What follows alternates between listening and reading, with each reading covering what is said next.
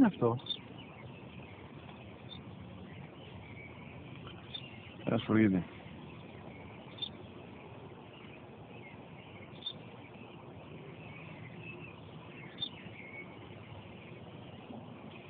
Τι είναι αυτό?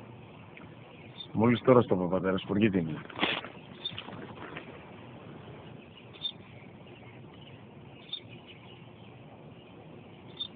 Τι είναι αυτό? Ένα σπουργίτη είναι, πατέρα. Ένα σπουργίτη. Σπου-γι-τι.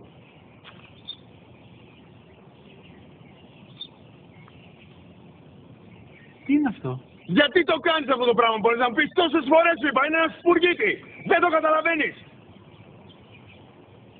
Πού πας?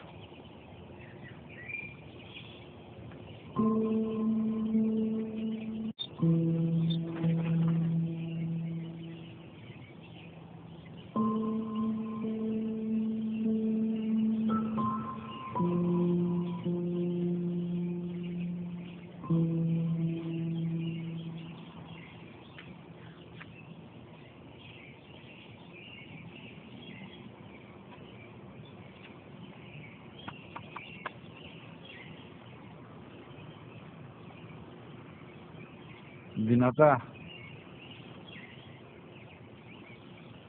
Σήμερα ο μικρός μου γιος που πριν λίγες μέρες έκλεισε τα 3 καθόταν μαζί μου έξω στο πάρκο όταν ένας σπουργίτη ήρθε και κάθισε απέναντί μας.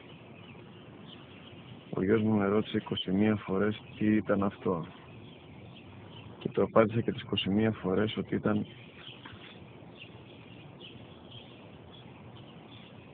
ένα σπουργίτη.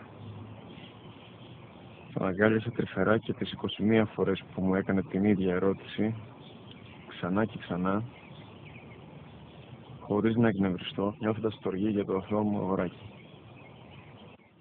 وَقَضَى رَبُّكَ أَلَّا تَعْبُدُوا